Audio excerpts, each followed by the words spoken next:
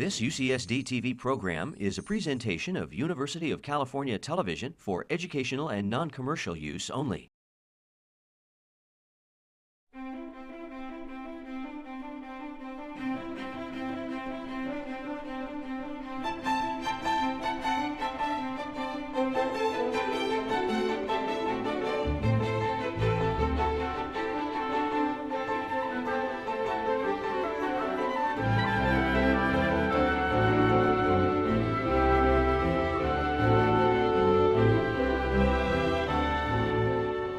Good evening, everyone.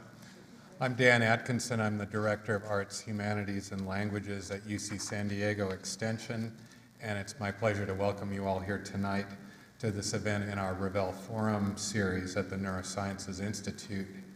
It's my pleasure now to introduce Mary Walshock, who will introduce tonight's speaker. Mary is Associate Vice Chancellor for Public Programs and Dean of University Extension at UC San Diego. And it's her vision for UC San Diego Extension that provides the inspiration for programs like this one that enrich lives of literally tens of thousands of San Diegans each year. So please join me now in welcoming Mary Walshock. I'm really pleased to introduce Joel Kotkin tonight. Some of you in the audience who know me know I'm a sociologist, a passionate regionalist, very interested in California and the future of the entire country. And Joel Kotkin, for over 3 decades, has been addressing these sorts of issues and is a widely published journalist and a prolific author. He currently writes the weekly New Geographer column for Forbes.com. He previously wrote the monthly Grassroots Business column in the New York Times Sunday Business section, and he has served as the West Coast editor for Inc. magazine, and that was for 5 years, and he continues to contribute to that publication. His work also appears in the Wall Street Journal, Newsweek, the Washington Post, The American, and of course on the web on Politico.com. Mr. Kotkin is a Distinguished Presidential Fellow in Urban Futures at Chapman University in nearby Orange, California, and also an adjunct fellow with the Legatum Institute based in London. He consults for many economic development organizations, and in association with the La Jolla Institute, not based in La Jolla, but in Claremont, has been doing a number of studies of suburban America and of places such as Salinas, California, New York's middle class, an economic vision for the city of Ontario, California, and he's currently finishing a major study for the La Jolla Institute on the Four Corners region of Southern California, and an international study for his colleagues in London on urban upward mobility, a very versatile and diverse portfolio. He has authored 7 critically acclaimed books. I won't go through the long list. I especially love Tribes, Joel, because it captured the diversity of this country in unique and oftentimes inspiring ways. And tonight, he's going to talk to us about his newest volume, published earlier this month. He's on a long book tour, has a sore throat. There's plenty of water up here. The book, The Next 100 Million, America in 2050. Please join me in welcoming Joel Kotkin.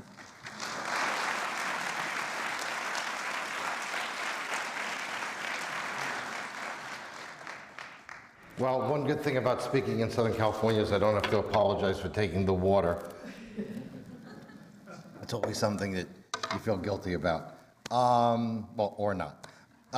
Anyway, I'm really glad to be here. I'm very honored that you all came out on this for Southern California chilly night to come hear me. And I'm going to try to just give you some basic ideas about what's in the book, and then I'm really thrilled to get your questions because I think I'm raising a lot of issues. You know, you start off with, you always ask the question, why am I doing this? Why am I writing this book? And I think more than anything else, I had been, for the last 20, 30 years, been following demographics pretty carefully. And in a book I co-authored in 1988, we looked at the issue of demographics in Europe and Japan and the United States in a book basically about Asia. With my co-author was a Japanese woman, and we found something really interesting, which is that we started to see this tremendous divergence in the birth rates of the United States on one hand and Europe and Japan on another. And when the United States population passed 300 million several years ago, the Wall Street Journal and others were asked me to write about it, and I became really taken with why is this happening and what does it mean?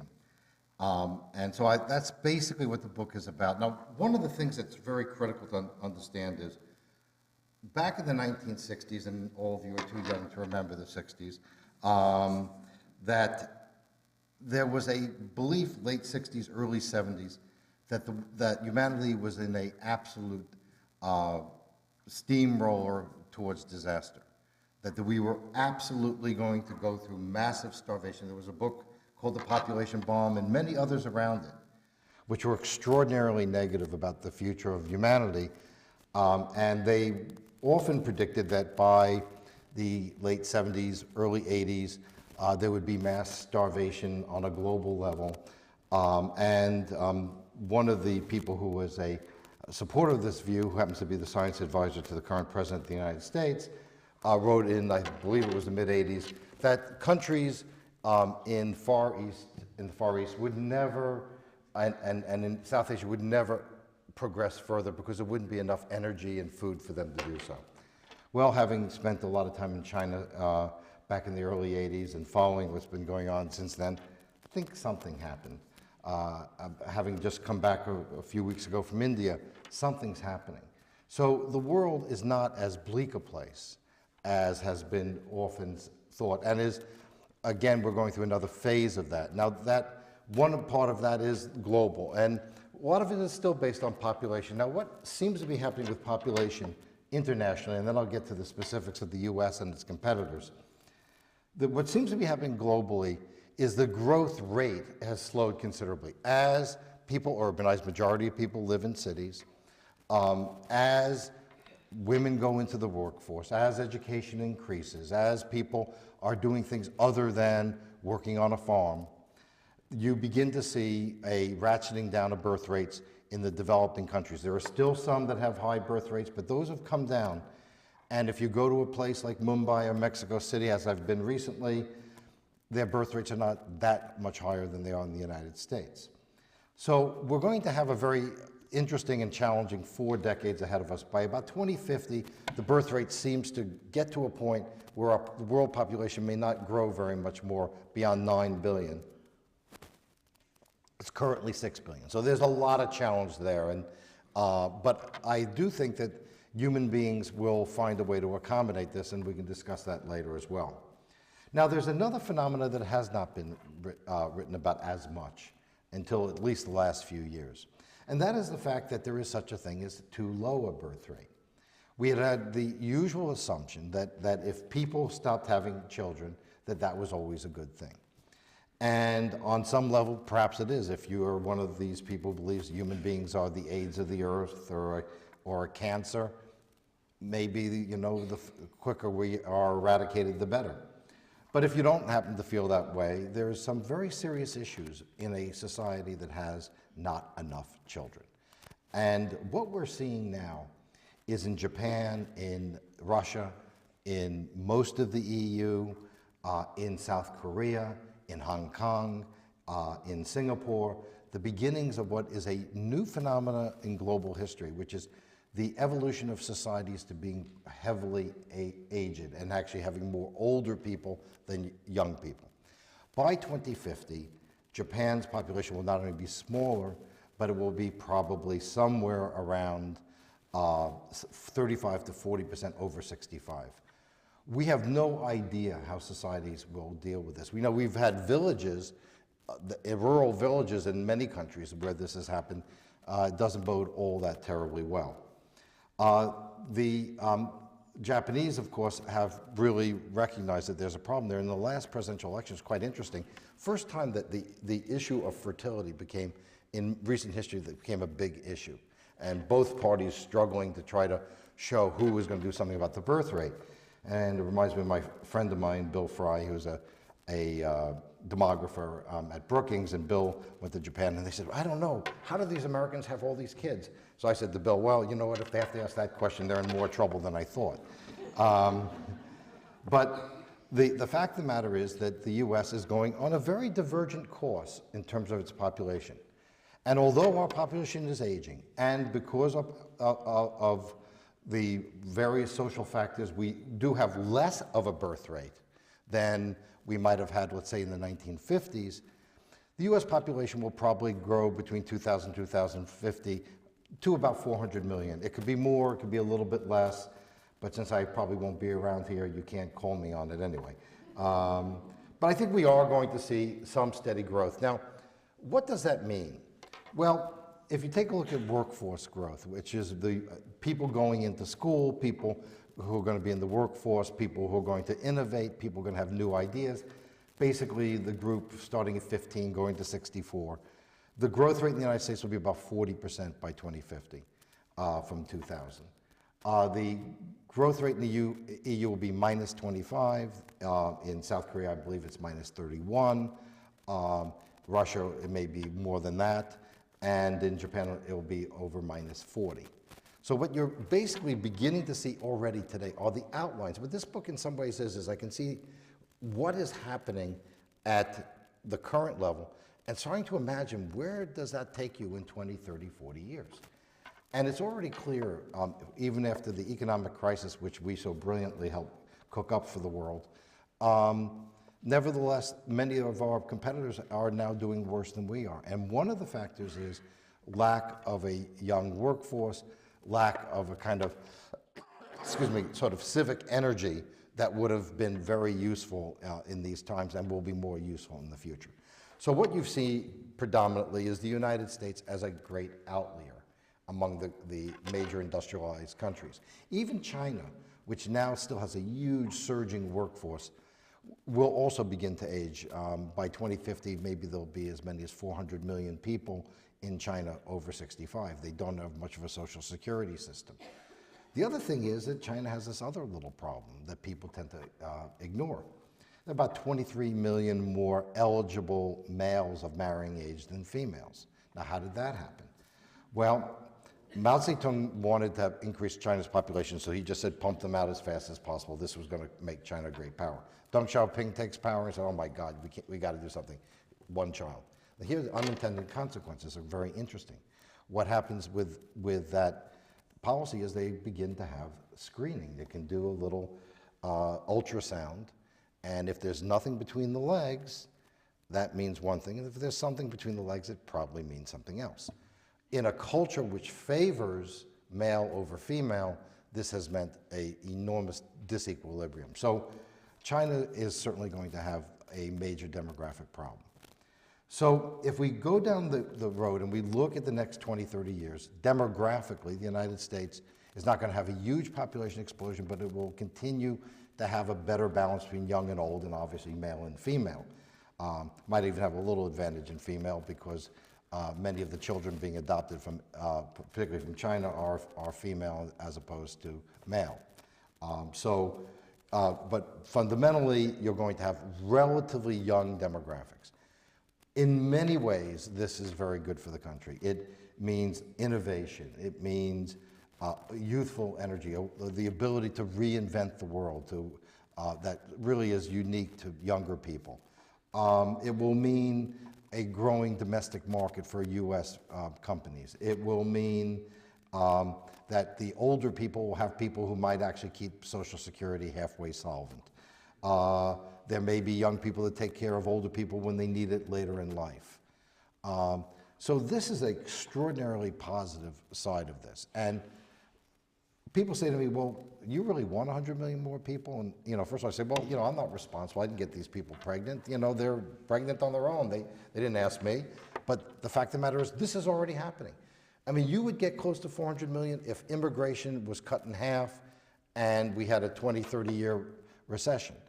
I don't think we will, because a recession will slow down birth rates. But I think that fundamentally, it's a positive thing if we meet some challenges. And when you think about the negative side, the downside The most important issue is what you would call upward mobility.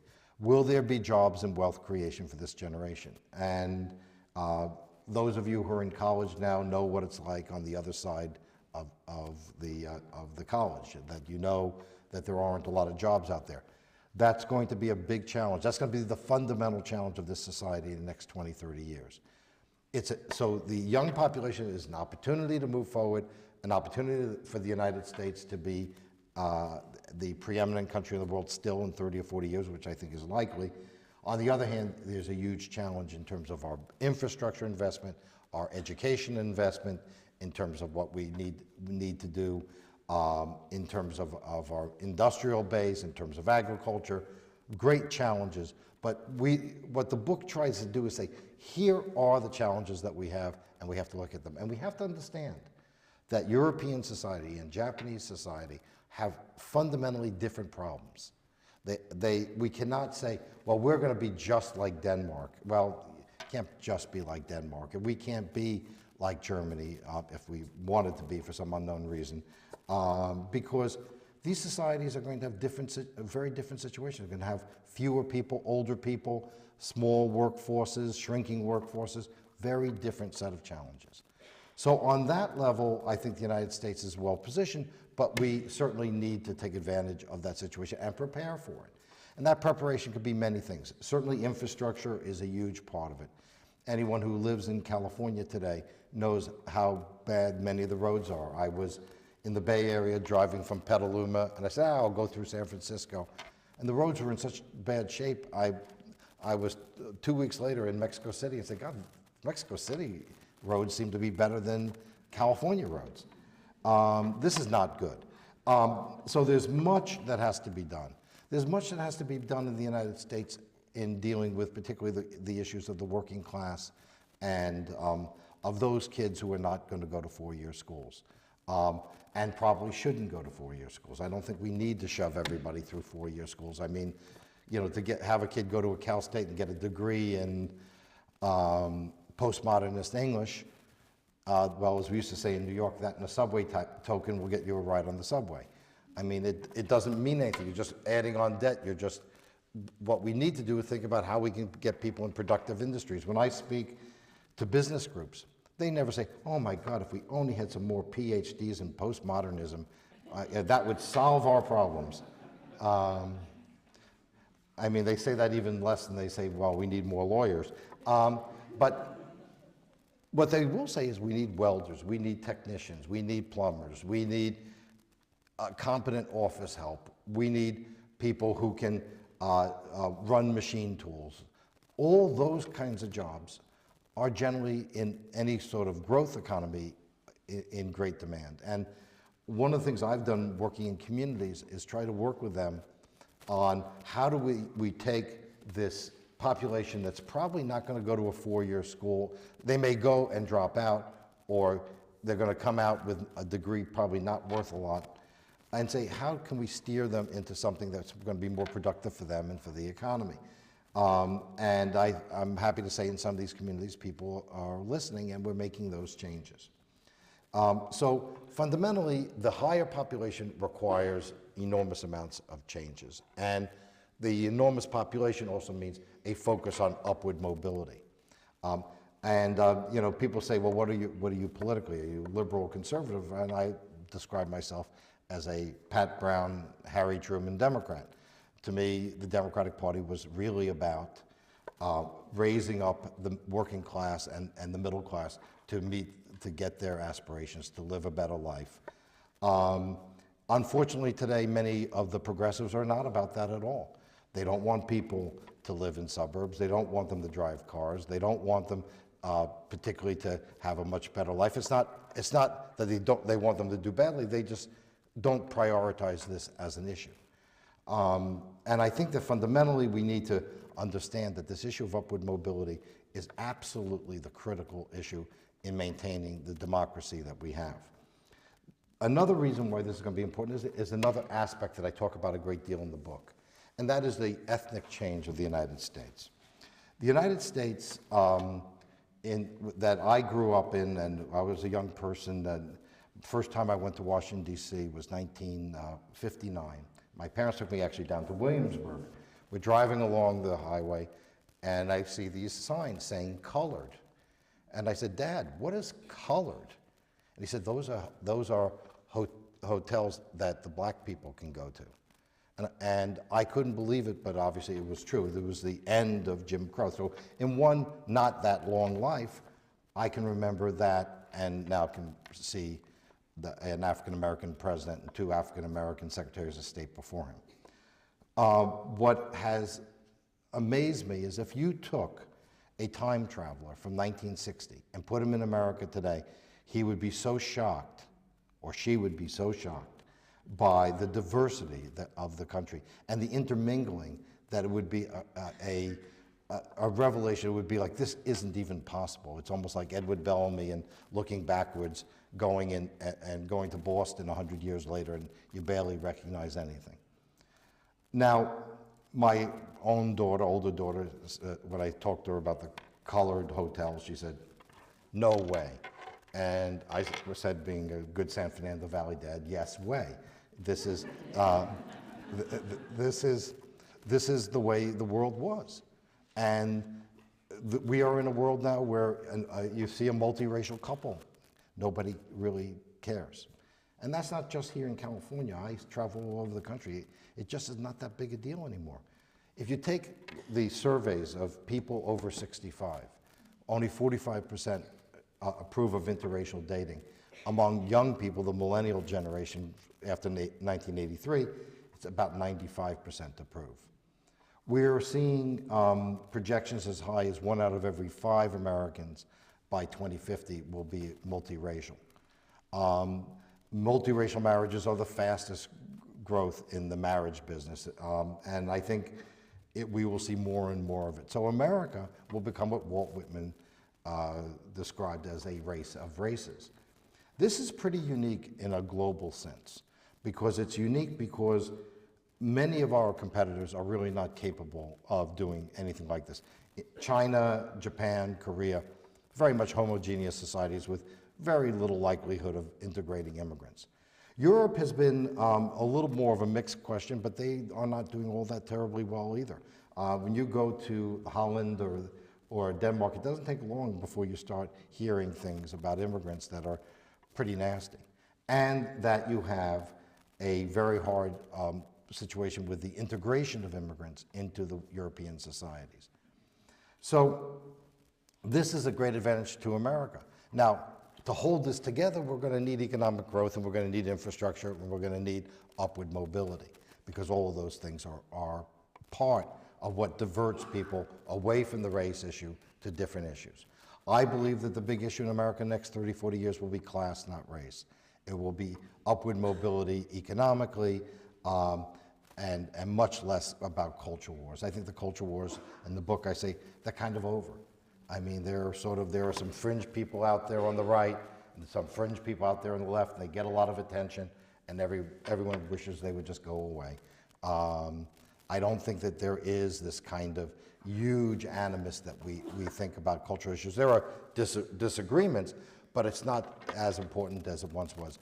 We find that evangelicals, who are considered to be one of the conservative groups in the society, and yet when I was working in Houston, Texas and doing a lot of work with Katrina refugees, the group that was probably the most useful in that process, and I think Mayor Bill White would agree with this, with the evangelical churches, mostly the white evangelical churches.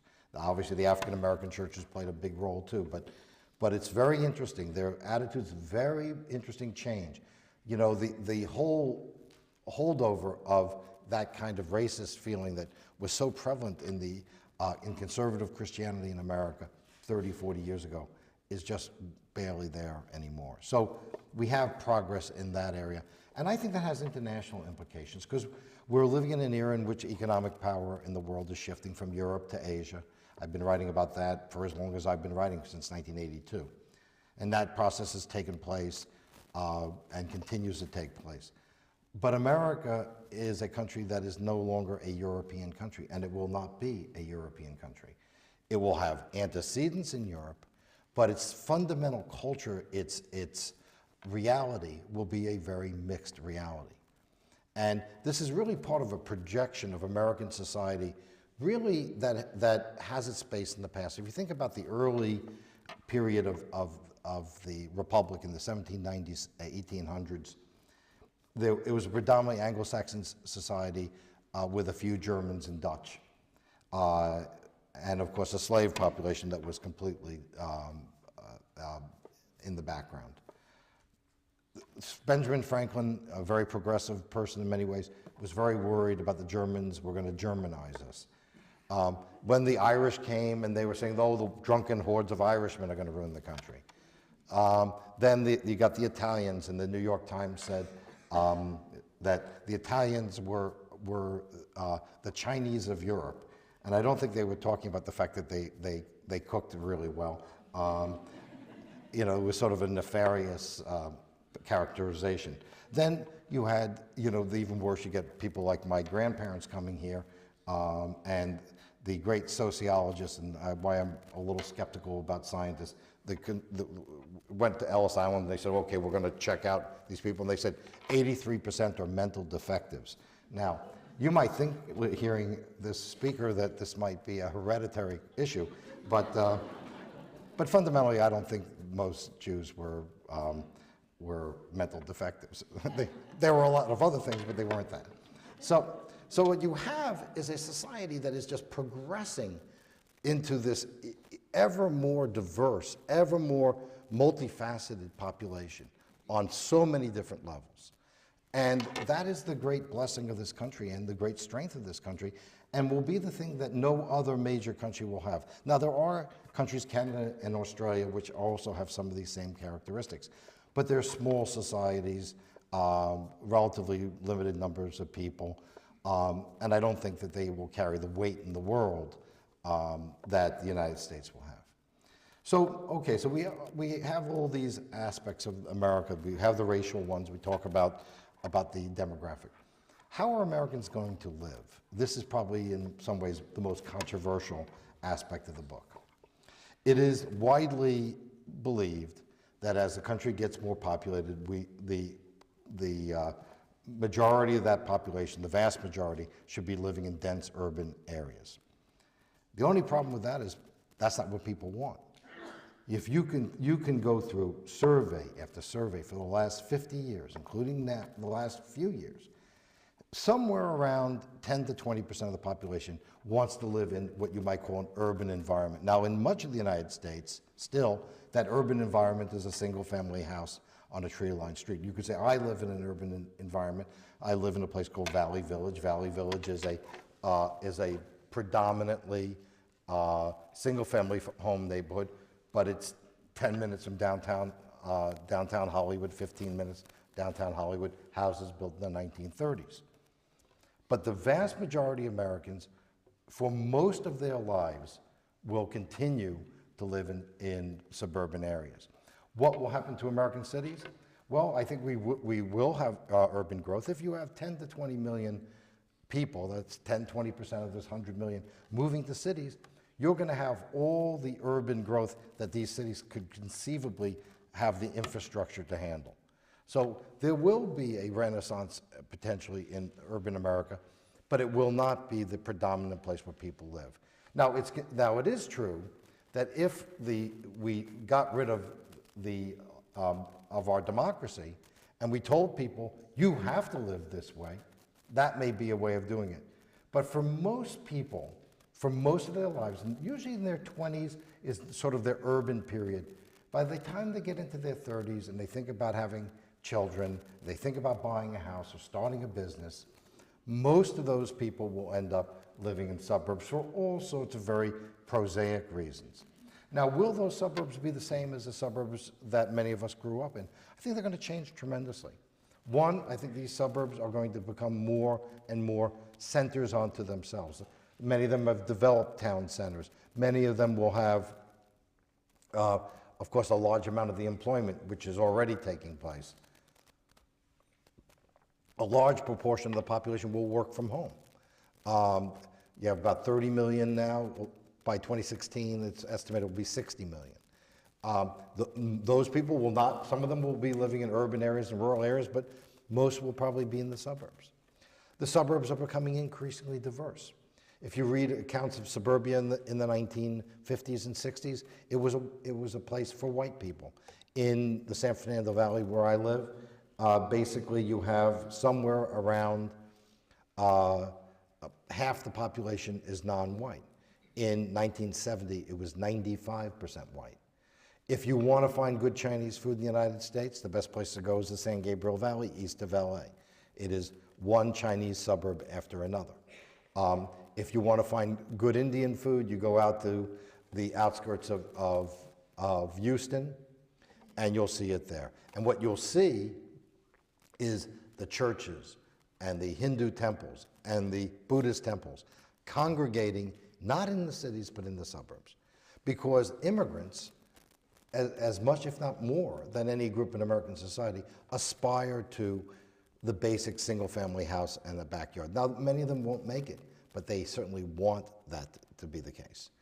How will these suburbs fit environmentally? Well, I think one thing is we'll have more people working closer to home. In many suburbs, the commutes are actually shorter than they are in some of the urban areas. You'll start seeing higher percentages of people working at home. I think that there are many things that can be done with planting trees and buying open space to create what I call green urbia. And I think that's the way to go.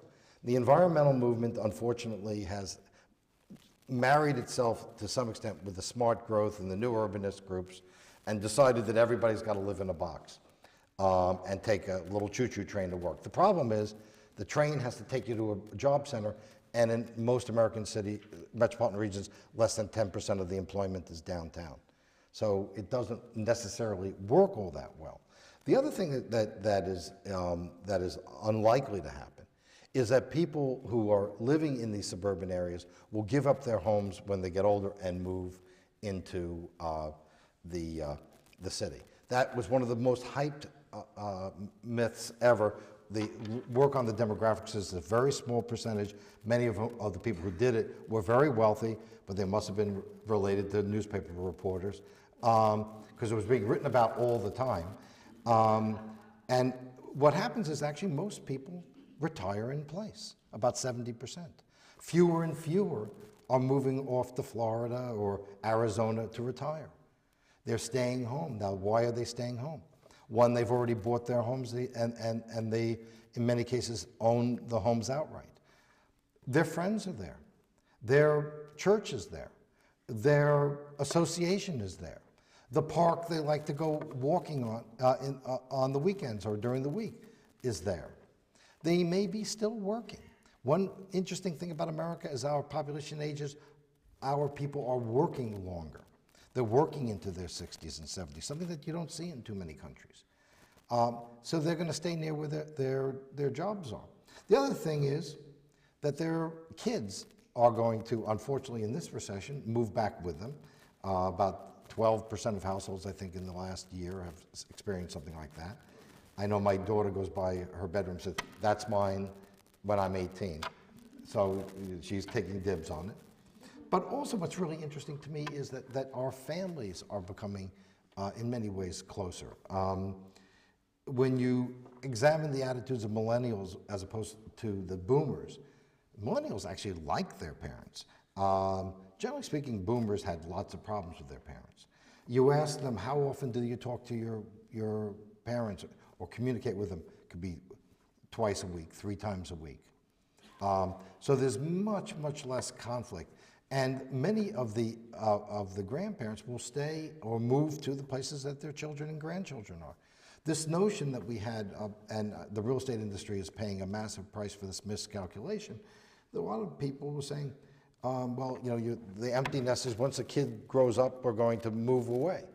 And we're going to, you're going to get a ponytail and buy a Porsche and you're going to zip around downtown. Fact is, not very many people did that.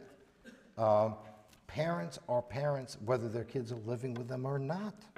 They still care about them. They still worry about what's going to happen to them. If they have grandchildren, they like to have them visit too. So that web of relationships becomes more important and is going to become increasingly important. Now, people say, well, are you talking about the 1950s? And it's very interesting. The 1950s was not normality. This is the great mistake conservatives make. They think the 1950s was sort of some sort of halcyon era. It was a complete exception. For most of American history, we had fairly unstable, or what you might call protean families or flexible families, where people came in and pinch hit, aunts, uncles, grandparents, brothers, sisters, for lots of interesting reasons. Now, one was immigration. Immigration, lots of people got left on the other side of the pond. And that created many changes. Of course, going on the Western settlement, people got left behind, a lot of people died. Now, fortunately, that's not our situation now, but what we're seeing is strong families, but the families are somewhat or often unconventional. But that doesn't mean that they're not important. And I think that this is a very critical thing. The conservatives miss that society has moved from 1950, and that 1950 was an exception. Liberal progressives miss the idea that the family is the bedrock of society. You can't possibly have a society of 400 million people that functions without a strong family culture. The other thing I think you're going to see is we're going to see a greater amount of community in the sense of people caring about what we call localism. And that means that people are more about identifying where they live. And you can see this in all sorts of ways. Farmers markets, there were a handful of them in California. There are, I think, 500 or 600 now. That's a place where people meet and greet. Neighborhoods. When I first moved to Los Angeles, you would have just vast stretches. Oh yeah, it's somewhere between Woodman and Coldwater Canyon.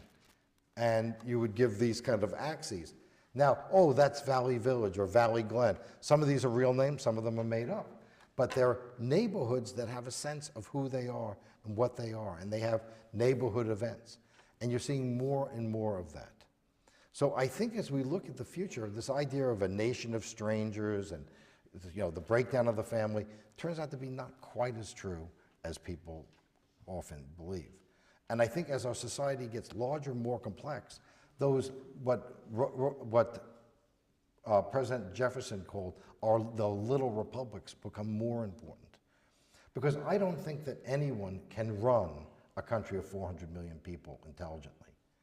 You could only run it in a dictatorial manner. So a country of 400 million is going to have lots of different ways of doing things. And I think this is one of the mistakes that both political parties make. The Republicans want to impose a kind of very much Southern uniform view of how society should function. And the progressives want to turn the whole country into San Francisco, which in some ways I just came back, it always reminds me of sort of Hong Kong on Valium or something.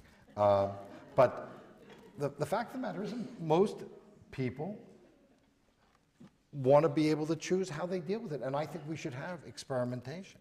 I just wrote a column in Forbes about what you call ecotopia, the area from Seattle down to San Francisco. Kind of wacky politics in some way. I said, let them be wacky, let them go and try. Maybe we'll learn something from them. Maybe good and maybe some bad. I mean, within reason, within basic constitutional framework, we should allow for more localism, more experimentation at the local level. Because these little republics are what America is all about. It's why this country functions at the size that it does, and why it's been able to hold together under basically one constitution with one civil war since the 1780s. So I think this is another critical part of America in 2050. So if you want to put it all together, what do I see America as? Well, I don't see America as this sort of hegemonic world power that tells everybody what to do. I don't think you prove yourself as a great power by going around and shooting people. Sometimes you have to, but that's really not your qualification. We have to remember that the United States is not a empire in the sense of Rome. It is what Jefferson again called an empire for liberty. It was an idea that we had a way of being that would be an exemplar to the rest of the world. Now, we cannot make the rest of the world be who we are. I mean, we can't, we can hope that the people in Iran who are fighting for their rights succeed. We should support them as we can, but we can't fundamentally impose that.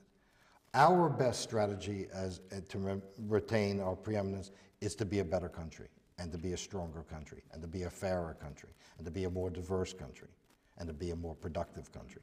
Those are the priorities that we need to have. So at the end of the day, people say, why did you write this book? They go back to the original question. And I think about it in this way. I think the boomer generation, of which I'm a member, have really screwed things up. We've been extremely self-indulgent. We even see boomer writers saying, well, what's going to happen to the suburbs when the boomers get old? Well, your kids, do you ever hear of them? There's another generation. There's all these immigrants coming in. And you find that the boomers sort of, in some senses, have also become very addicted to very negative view of the future. The world without us, humans are a cancer, humans are evil because they're immoral, whatever it is. And we project that on the next generation. So what I wanted to do was to say, okay, look, here are the challenges, but this is where this country is going. There's a great future for this next generation. And of course, I think about my students at Chapman and students that I meet speaking at other places, say, you know what? They don't necessarily have to agree with me. A lot of times they don't, but I want to say, here's a future that's usable. Just like you need a usable past, you need a usable future. And I think that's what the book is. It's a usable future. It's a beginning. It's not an end. People in Washington said, well, what do you think about tax policy? I said, you know what? That's your problem. That's for other people to think about. I barely can get through my taxes. I'm not going to worry about taxes policy. There are people who get paid lots of money to worry about that. There are all sorts of things that people need to do. Do I have a formula, a secret sauce to get where I want to go? No. All I have is a vision and a hope, and I have two young daughters who I want to know are going to go into a world that can be better, and hopefully they'll make it better. And that's really why I wrote the book. And I really hope that at the end of the day, the book will mean not necessarily people will all agree with me or think that this is the way to go, but they'll start thinking about how do we accommodate those next few generations? What are our obligations to them? And if I can make that contribution, then I feel I've done something. Thank you very much.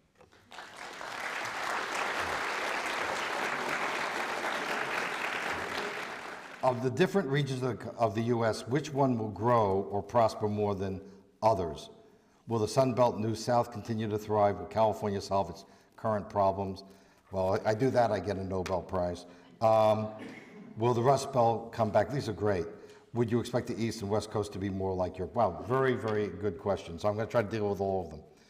I think that different regions will do differently, that's for sure. I think there's a great opportunity for the center part of the country, which is now underpopulated, underpriced, and offers a very good quality of life to people.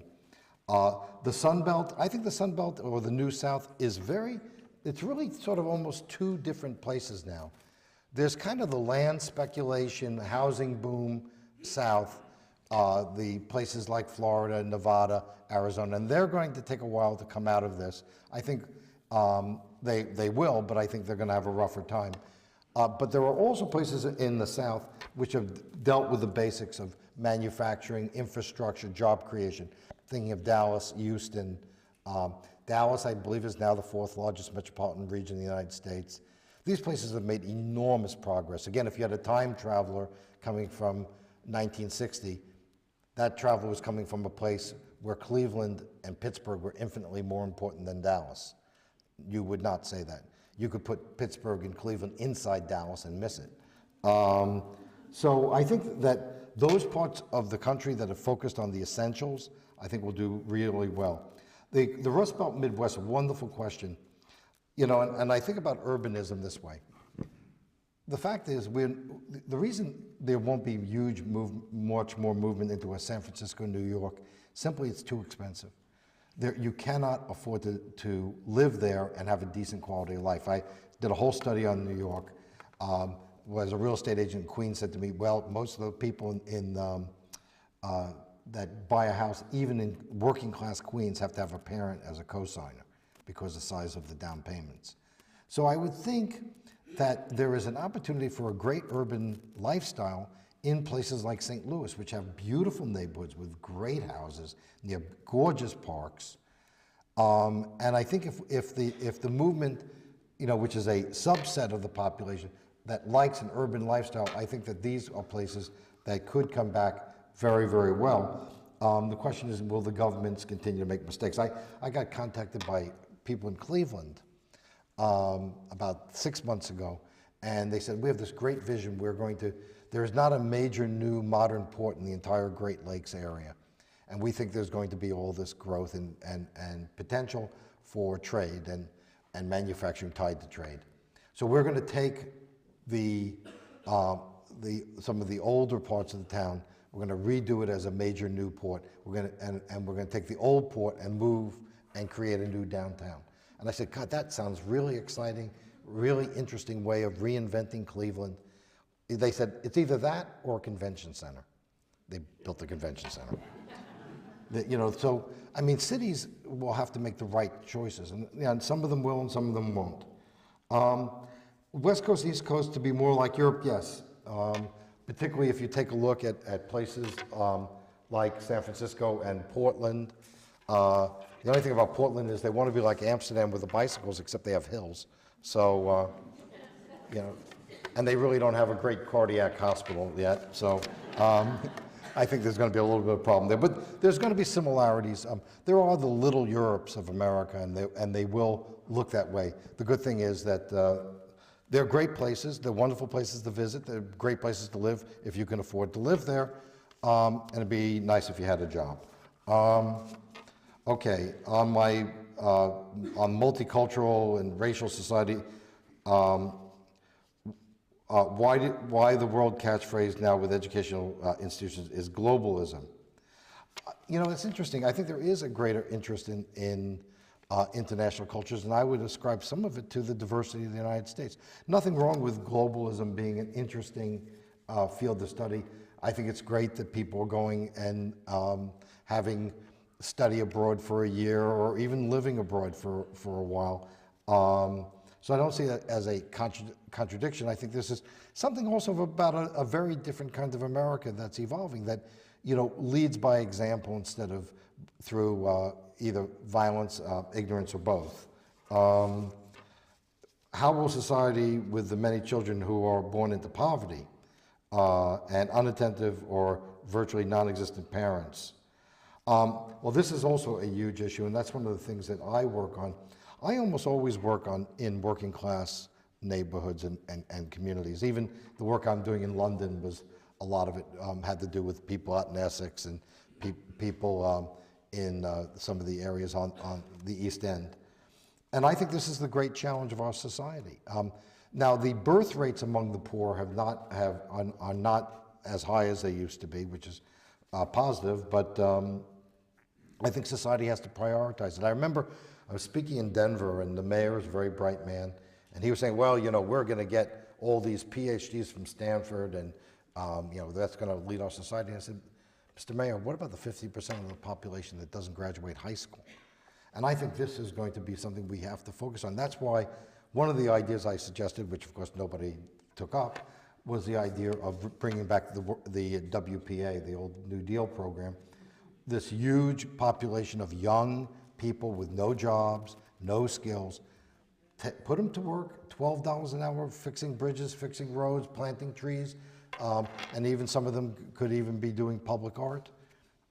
This helped a whole generation of young Americans who were coming out of a destroyed rural environment or tough urban neighborhoods, because believe me, the urban neighborhoods that are now celebrated by new urbanists weren't so nice when they were there before, as my mother is always telling me since she grew up in Brownsville. So I think we have to focus very much on that, and that's one of my biggest concerns with this society, is are we going to focus on these young kids, giving them some sort of option to make a living and make it in society. What is the satisfaction of a grassy yard for family economics? All right, you know what the advantage of a grassy yard is? A, it's privacy.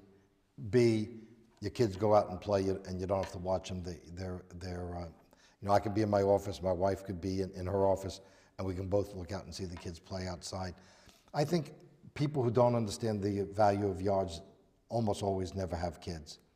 I mean, it's just, most people do not, it's very difficult to live in an urban environment with no yard with kids, particularly as they get older. What we found in Manhattan is at age 5, Manhattan was about even with the national average in terms of children compared to the national average at age 5. By age 14, it was way down. Because, they start getting ambulatory for one thing, and then you need more room. What role do you see architects and planners playing in the development of suburbs and cities? And what leads community reform? That's a really good question. Somebody's a good student here. What role do you see architects and planners playing? Well, given what a lot of architects and planners want, hopefully not much. I'm not necessarily sure that they've done such a great job.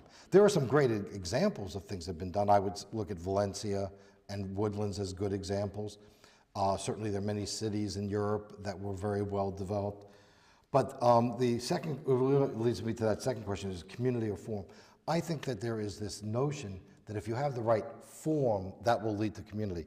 Well, UCI did some very interesting work on this, and there was also a whole series of surveys in the book. We talk about this. In the book, there are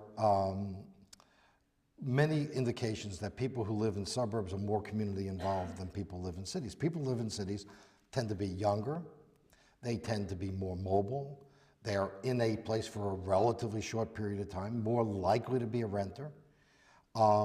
So it turns out that density does not lead necessarily to community. Now, you could say, well, somebody who lives in a McMansion on a 5-acre lot is probably not going to be having much to do with his neighbors. But in a neighborhood of conventional single-family homes on 6,000, 7,000 square foot lots, I think there's a lot of community going on in those places. So I think that, can we design communities better? Yes, I think you can make it more friendly to bikes. You can make it more friendly to telecommuting. And I think you could develop a lot of your local downtowns. Now, many cities in this country, particularly outside of the real Sunbelt areas, have existing downtowns that have been redone and can function very well. I think those work really successfully. Let's see. Then, do I think that AARP will survive? Wow. Let me put it this way. I have great respect for AARP, but I think the word retirement is probably not on the agenda the way it was before. Our conventional sense of retirement, somebody got to be 65, they've been working at General Motors for 30 years, they're pretty physically spent, they have no fantasy of going back on the assembly line. They're happy to be retired, and they're going to go play golf for 5 years until they can't do anything else. I think that's going to be a big change. I think people in their 60s and 70s are going to be huge contributors to this next wave of innovation. Young people will drive it, young people will make it happen, but a lot of the mentoring, the capital, and the ideas will come from older people. So I think I think something other than retired people has to be used, because I think that a lot of people are simply not going to retire. Universal health care. I do think we're going to have to do something on the healthcare issue. It's another one of those issues that's incredibly complicated.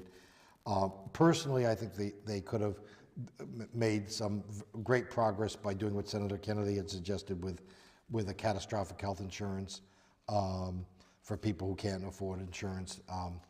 Obviously, portability and tort reform. I mean, there certainly could have been a different system put in. Ultimately, you're going to have some sort of universal health care reform, but it's too complicated an issue for me to tackle, and I'm certainly not the best person. The conventional wisdom decries that China will outcompete the U.S. and become a dominant world power. I think otherwise. I'll tell you one thing, one advantage of being 57, as I can say, I've seen this movie before. If you lived in the 1980s, Japan was going to dominate everything. Japan, there was testimony in Congress, it's time for the U.S. to step aside. There was there was Paul Kennedy's book on the rise and fall of nations. The United States was clearly going to decline. There was a huge school about this. There were even some people who said Europe is going to be, it's going to be between Europe and Japan. It turned out to be neither. China, I think, has a lot of fundamental problems long term. If we do nothing, if we continue to erode our productive economy, if we don't invest in education and infrastructure, China may win the day by default. But by all natural reason, the United States has the resources, it has the land mass, it has the diversity of population, it has a constitutional order. I think China is fundamentally an authoritarian country, and authoritarian countries tend to be very brittle. So I still think the U.S. is in a much better shape than China. And of course, they have all those extra boys, which I wouldn't want to deal with. Okay, one more. Okay, I almost got all of them. Okay. All right, now I got to pick which one. Okay. All right. Here's a point of information I'll answer. Who was the Obama advisor? No, it wasn't Joseph Stiglitz. John Holdren. I spent a couple days reading some of his earlier writings, and let's just say they were a little bit less than predictive. Anyway, thank you very much. I really appreciate your staying.